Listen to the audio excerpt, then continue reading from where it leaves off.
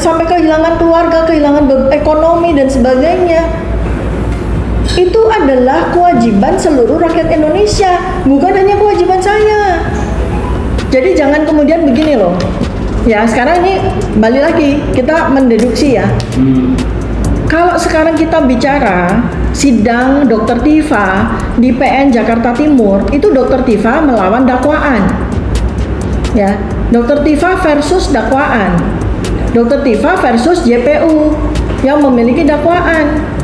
Lalu apa yang harus dilakukan? Di situ pertarungannya adalah bagaimana Dr. Tifa dibantu oleh para advokatnya yang 27 orang itu untuk bebas dari dakwaan. Apa isi dakwaannya? Telah menghina-hina, telah merendah-rendahkan. 27 advokat saya berjibaku, bertempur dengan segenap pemikiran dan pengalamannya untuk membebaskan saya dari dakwaan tersebut. Lalu yang kedua, delik umumnya. Dr. Tifa didakwa telah melakukan manipulasi, telah melakukan edit dengan pasal 3235. Kewajiban para advokat saya adalah membebaskan saya, yang memberikan fakta-fakta persidangan bahwa saya tidak melakukan itu. Kan itu pertarungannya tuh di situ.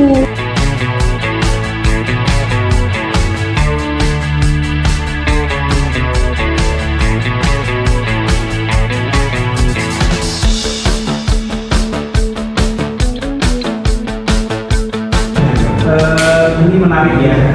Kalau kita bicara persidangan tadi Dr. Tifa seperti menyinggung bahwa pada pokoknya ini tidak mengarah ke dokumen ijazahnya Pak Jokowi, tapi mengarah ke pasal mengenai undang-undang ITE. Nah, sekarang ada diskusi yang lebih menarik lagi dok. Misalnya soal ada narasi yang menyatakan nanti akan stop di eksepsi. Nah, bagaimana dok caranya untuk bisa membuktikan nanti ijazahnya Pak Jokowi itu benar-benar asli gitu, atau palsu? Nanti kalau seandainya itu diputus eksepsi, nah ini masih seandainya ya. Itu belum juga terjadi. Nah, gimana langkah-langkahnya Dr. Tifa dan tim? Iya, persoalan pembuktian ijazah itu harus. Ya, itu kewajiban bukan hanya saya, tapi kewajiban kita bersama. Kita bersama rakyat Indonesia 280 juta rakyat itu punya kewajiban untuk berani membuktikan ijazah yang sudah membawa korban dua warga negara dihukum bertahun-tahun sampai kehilangan kehidupannya loh. Ya, sampai kehilangan keluarga, kehilangan ekonomi dan sebagainya. Itu adalah kewajiban seluruh rakyat Indonesia, bukan hanya kewajiban saya. Jadi jangan kemudian begini loh. Ya, sekarang ini balik lagi kita mendeduksi ya. Kalau sekarang kita bicara sidang Dr. Tifa di PN Jakarta Timur, itu Dr. Tifa melawan dakwaan. Ya, Dr. Tifa versus dakwaan. Dr. Tifa versus JPU yang memiliki dakwaan. Lalu apa yang harus dilakukan? Di situ pertarungannya adalah bagaimana Dr. Tifa dibantu oleh para advokatnya yang 27 orang itu untuk bebas dari dakwaan. Apa isi dakwaannya? Telah menghina-hina, telah merendah-rendahkan.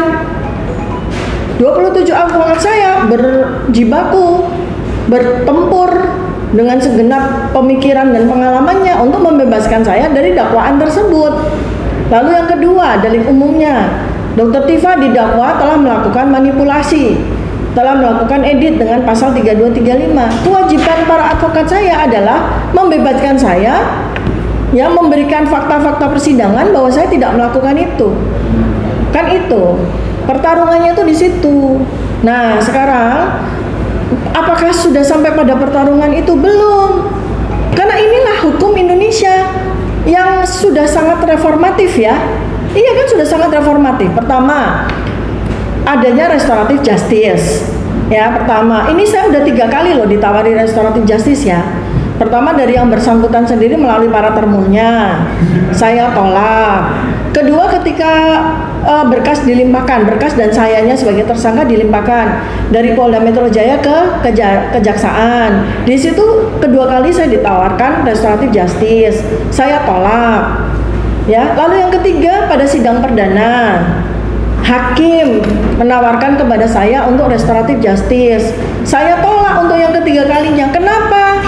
Karena restoratif justice itu membutuhkan pengakuan bersalah dari orang yang didakwa dan kemudian pemberian maaf dari orang yang mendakwa. Nah, itu di situ yang saya tidak mau. Karena saya tidak punya salah apapun. Sekali lagi dalam beberapa kesempatan saya sampaikan, saya ini orangnya sangat menyukai untuk meminta maaf kalau memang saya keliru, atau menyukai memberi maaf kepada orang yang bersalah kepada saya. Tapi kalau saya harus minta maaf atas sesuatu yang tidak saya lakukan, untuk apa? Merendahkan diri saya, ya kan, hanya sekedar untuk memperoleh pembebasan.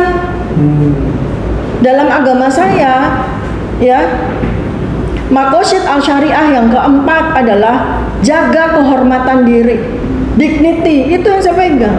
Jadi kalau restoratif justice itu paling tepat, itu dilakukan oleh orang yang memang salah, lalu dia ngaku salah, dia minta ampun, dia minta maaf kepada orang yang bersalah, itulah restoratif justice. Jadi ketika ada 3 orang di dalam kasus ini telah melakukan restoratif justice, itu artinya memang 3 orang ini mengaku salah kepada orang yang telah tersangkakan mereka. Kalau saya, salah saya di mana? Ayo kita buktikan di pengadilan, kan gitu. Jadi itu ya, dasar saya itu dasar tuntunan agama. Maqasid al-Syariah yang keempat adalah jaga kehormatan diri. Itu sudah second line before jaga nyawa kita. Ya, apa artinya kita hidup menjadi orang tanpa punya kehormatan? Ya, ya. Oke Pak, sedikit lagi. Jadi tadi disebutkan restoratif justice itu kalau Dr. Tifa itu bersalah dan mengaku salah. Mengaku, belum tentu saya. Ya. Dan 100% Dr. Tifa kan tidak merasa bersalah di sini. Ya. Dan upaya itu nampaknya sudah berulang kali sampai kemarin di persidangan pertama kan juga ditawarkan akan ada. Nah, ya. Pertanyaannya setelah persidangan berlangsung ini, apakah upaya itu masih terus berlanjut? Terus yang kedua, kan biasanya ada 2 tuh. Kalau nggak ditawari perdamaian, ya ada semacam ancaman gitu. Ya. Dilakukan oleh pihak-pihak tertentu misalnya dalam perkara ini. Apakah ada indikasi-indikasi dari BAP cukup? Nggak ada. Oke, ya. Jadi soal eksepsi ya. Jadi ini saya tadi ulang sebelum saya jawab Mas Arief ya.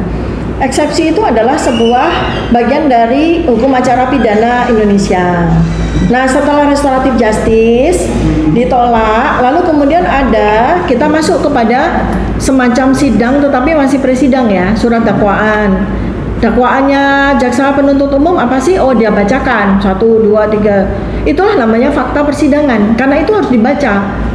Mau sampai titik koma, sampai nomor-nomor, karena apa yang disampaikan pada sidang itulah fakta persidangan. Jadi surat dakwaan itu adalah fakta persidangan pertama. Lalu sidang berikutnya, saya beserta dengan advokat saya itu melakukan eksepsi atau memberikan nota perlawanan terhadap surat dakwaan tersebut. Maka ya, eksepsi saya yang saya berikan judul Indonesia Menggugat 2, karena Indonesia Menggugat 1 itu sudah merupakan eksepsi dari Presiden Soekarno. Ya, saya menggunakan judul yang sama, Indonesia Menggugat 2, karena dugaan ijazah palsu Jokowi ini adalah cerminan dari krisis dimensi multidimensional bangsa ini ya. Ini sudah dibacakan oleh pada sidang minggu lalu oleh para advokat saya ya. Nah, inilah fakta persidangan. Jadi ini buku nota perlawanan Indonesia Menggugat 2 sebanyak 37 halaman. Inilah fakta persidangan. Jadi sudah ada fakta persidangan 2. Satu berkas surat dakwaan ini ya, satu berkas surat dakwaan. Lalu fakta persidangan yang kedua adalah nota perlawanan atau eksepsi. Nah, besok rencananya adalah jaksa penuntut umum akan memberikan balasan atas eksepsi saya. Nanti sidang berikutnya hakim memutuskan apakah nota perlawanan saya diterima atau surat dakwaannya diterima. Nah, kalau nota perlawanan saya diterima atau eksepsi saya diterima, sidang selesai. Itu namanya putusan sela. Ya, Jadi dakwaan tidak memenuhi syarat untuk maju sidang selanjutnya. Nah, kalau surat dakwaan diterima, artinya surat perlawanan, nota perlawanan saya ditolak, ya sidang jalan terus. Sidang jalan terus. Sidang jalan terus apakah membuktikan ijazah? Bukan. Sidang jalan terus untuk membuktikan saya menghina betul atau saya merendahkan betul, apa saya melakukan manipulasi atau saya melakukan editing, kan itu. Pokok perkaranya kan itu. Nah, menariknya adalah ketika seseorang, dalam hal ini adalah Joko Widodo, ya, itu mendakwa saya atau melaporkan saya karena tuduhan pencemaran nama baik dan fitnah, ya dia harus membuktikan kenapa saya dituduh sama dia melakukan pencemaran nama baik dan fitnah. Dasarnya apa? Nah, ada sebuah video yang harapan saya nanti pada sidang akan bisa ditampilkan, yaitu video Pak Joko Widodo sendiri yang menyatakan, saya dihina-hinakan, saya dihina sehina-hinanya, saya direndahkan serendah-rendahnya. Kenapa? Karena saya dituduh ijazah saya palsu, kan gitu ya. Nah, itu berarti kan itulah pokok perkara kedua. Mengapa dia terhina? Mengapa dia merasa direndahkan? Mengapa merasa dicemarkan nama baik dan difitnah? Karena ada yang menuduh ijazahnya palsu, kan itu. Nah, ini yang menarik. Apakah saya menuduh ijazah Jokowi palsu? Melihat saja cuma 5 menit waktu tanggal 15 Desember 2025 waktu gelar perkara. Memegang saja belum pernah. Lalu apa yang saya pakai untuk mengkaji polemik selama 11 tahun ini? Yaitu benda digital yang bentuknya seperti ijazah. Milik siapa itu? Bukan milik Joko Widodo, bukan. Benda itu akan dikatakan merupakan milik Joko Widodo kalau beliau menjadi uploadernya. Ini dalam undang-undang ITE. Siapa yang mengupload atau dia adalah uploader, berarti dia memiliki benda digital tersebut. Nah, yang kita kaji bersama, bukan hanya saya tapi juga banyak sekali peneliti yang lain, itu kan benda digital yang diupload oleh Dian Sandi. Artinya uploadernya adalah Dian Sandi. Jadi kalau mau protes, kenapa benda digital saya, milik saya, dokumen digital saya dikaji-kaji, diteliti-teliti, ya Dian Sandi.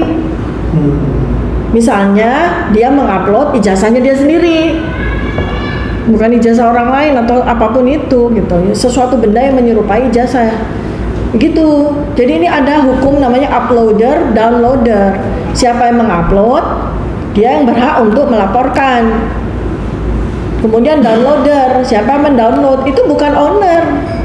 Jadi misalnya gini, nanti ada misalnya, loh kalau gitu kan Pak Jokowi mendownload postingannya Dr. Tifa, berarti Pak Jokowi punya hak ownership dong terhadap benda. Oh bukan, beliau menjadi downloader atau orang yang mendownload. Bukan lalu kemudian kalau kita mendownload sesuatu lalu itu menjadi ownership kita, enggak. Misalnya contoh, kita kan sering mendownload foto-foto orang, foto-foto gambar atau apa gitu kan, atau kita mendownload buku misalnya begitu. Apakah lalu kemudian buku itu menjadi milik kita? Bukan. Kita sekedar sebagai downloadernya. Buku itu tetap milik pengarangnya, gitu. Tetap milik, bukan pengarangnya, bukan hanya pengarang, tetap milik orang yang mengupload pertama kali. Oke. Ya, seperti itu. Kalau mau pertanyaan yang panas-panas saya duduk di sini. Oke. Nah, jadi ini silakan menuju ke depan, Bang Edo. ini kita sambil kita ada tiga ini ya. Ini yang soal ijazah, Jokowi hadir atau tidak udah cukup apa belum? Tapi pertanyaan belum terjawab, Dokter. Oh belum. Iya. Soal tawaran dan apakah ada ancaman tadi? Oh ancaman, tawaran. Nah, setelah persidangan yang sudah 2 kali terakhir kan ada tawaran saat persidangan yang pertama itu. Nah Restoratif Justice dari kanan kiri depan belakang itu ada tawaran lagi. Yang kedua apakah ada ancaman setelah maju ke persidangan ini karena Dr. Tifa kan masih terus melawan sampai ya ini kan namanya kalau dalam konteks seperti ini tuh siapa yang merasa khawatir dia yang akan melakukan mulai dari apa, pembujukan, penawaran, ancaman, intimidasi, teror, kan bukan dari saya. Jadi ada pihak yang merasa terancam dan itu sudah terjadi puluhan kali dalam 1 tahun ini. Apa saja itu? Mulai dari ancaman, bukan hanya saya tapi juga anak-anak saya yang sudah saya laporkan waktu itu di awal sekali di Komnas HAM. Lalu bujukan, kita udah tahu berapa kali pihak pendukungnya Pak Jokowi ya, para termul yang kita sebut para termul itu membujuk saya untuk melakukan restoratif justice. Kemudian ancaman lagi, intimidasi lagi, teror lagi, segala macam, termasuk peristiwa yang terjadi di tanggal 29 Juni 2026 di mana pada saat itu saya wajib lapor ke kejaksaan, ternyata terjadi intimidasi, teror sekaligus ancaman tuh yang dialami oleh anak saya di kediaman saya. Kan itu udah 3 itu, ancaman, intimidasi, teror, kan gitu tuh. Nah itu terjadi terus kan.